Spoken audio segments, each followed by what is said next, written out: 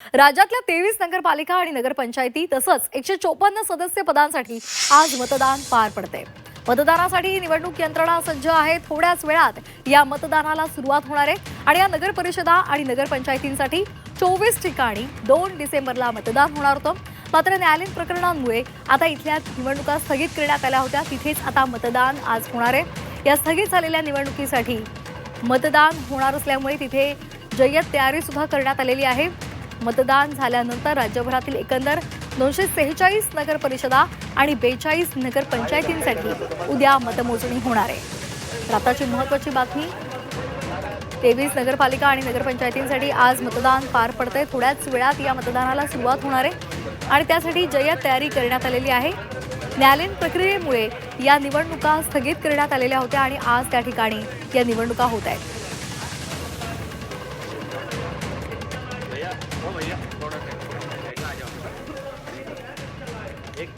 तर आपले प्रतिनिधी लैलेश बारगजे आपल्यासोबत जोडले गेलेले आहेत। लैलेश, काय सध्या मतदान केंद्रावर चित्र दिसतंय?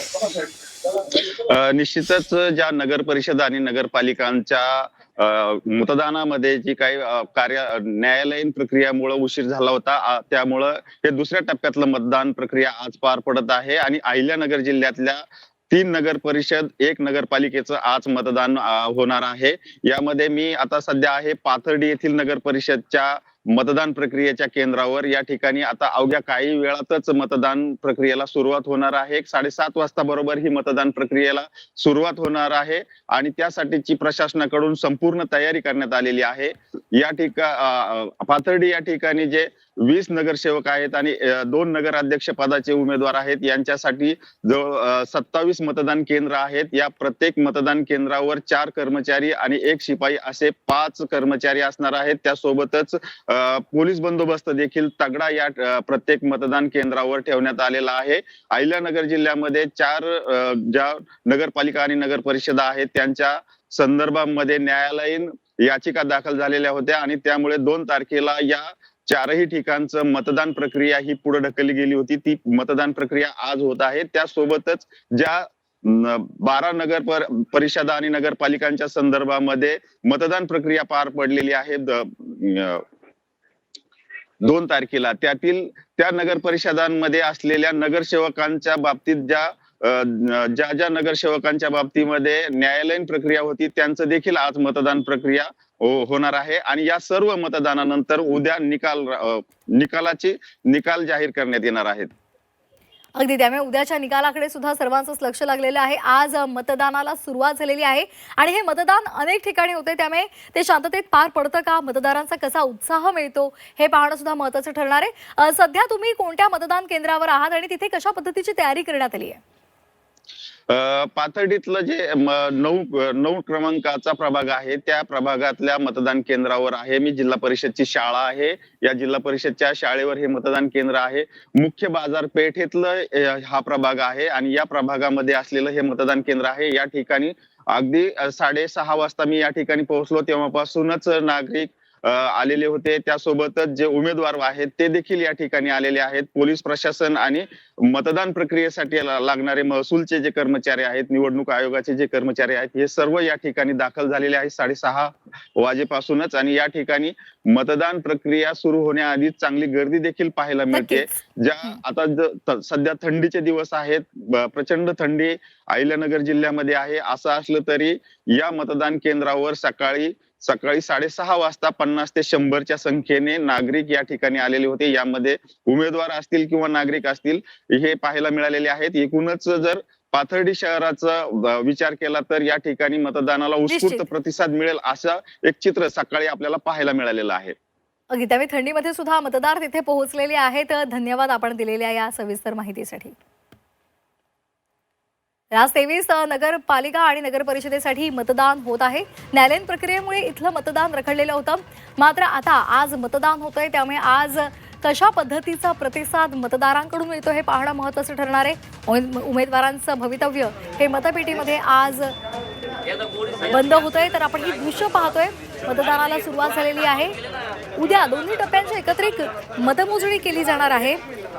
आपल्यासोबत बारामतीमधून जावेद मुलानी आपले प्रतिनिधी जोडले गेलेले आहेत. बारामतीमध्ये मतदानाला सुरुवात झालेली आहे. कशा प्रकारचा सध्या प्रतिसाद मिळतोय हे आपण जाणून घेऊयात त्यांच्याकडून. जावेद,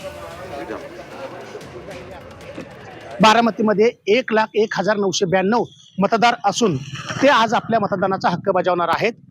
115 मतदान केंद्रावरती 750 कर्मचारी तैनात करण्यात आले आहेत. कायदा व सुव्यवस्थेचा प्रश्न निर्माण होऊ नये म्हणून पोलीस प्रशासन देखील मतदान केंद्रावरती सज्ज आहेत. बारामती नगर परिषदेमध्ये चौरंगी लढत आपल्याला पाहायला मिळत आहे. उपमुख्यमंत्री अजित पवार यांचा राष्ट्रवादी पक्ष असेल, त्याचबरोबर शरदचंद्र पवार पक्षाच्या वतीने देखील पॅनल उभा करण्यात आलेला आहे. भारतीय जनता पार्टी आणि बहुजन समाज पार्टीने देखील या ठिकाणी आपले उमेदवार या निवडणूक प्रक्रियेमध्ये उभे केलेले आहेत. एकूणच राष्ट्रवादी अजित पवार पक्षाकडून एकूण 41 जागांपैकी 8 जागा ज्या आहेत ते बिनविरोध करण्यात अजित पवार पक्षाला यश आलेलं आहे. एकूणच 33 नगरसेवकांची आज जी आहे ती निवडणूक प्रक्रिया पार पडत आहे आणि त्यासाठी 141 उमेदवार उभे ठाकलेले आहेत. दुसरीकडे नगराध्यक्ष पदासाठी देखील 14 उमेदवार रिंगणात आहेत. एकूणच बारामतीमध्ये जी आहे ती निवडणूक जी आहे ती चौरंगी आपल्याला पाहायला मिळत आहे. पवार विरुद्ध पवार, भारतीय जनता पार्टी आणि बहुजन समाज पार्टी असा चौरंगी सामना जरी बारामतीत लढत असला तरी बारामतीकर आता कोणाला नक्कीच आपला कौल देणार आहेत हे उद्या स्पष्ट होणार आहे. अगदी जावेद, धन्यवाद दिलेल्या या सविस्तर माहितीसाठी. तर 23 नगरपालिका आणि नगरपंचायतींसाठी सध्या मतदान होत आहे. बारामतीसह अंबरनाथ आणि इतर ठिकाणी सुद्धा आज मतदान सध्या पार पडत आहे. यवतमाळमध्ये नगर परिषदेसाठी आज मतदान होत आहे. अनुसूचित जमातींसाठी राखीव असलेल्या नगराध्यक्ष पदासाठी 9 उमेदवार निवडणुकीच्या रिंगणामध्ये आहेत. एकूण 58 नगरसेवक पदासाठी 299 उमेदवारांमध्ये लढत आहे.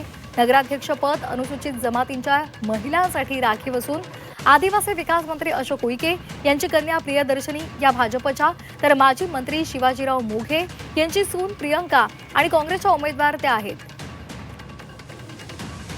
त्याचा आढावा घेतलेला आहे आमच्या प्रतिनिधींनी, पाहूयात.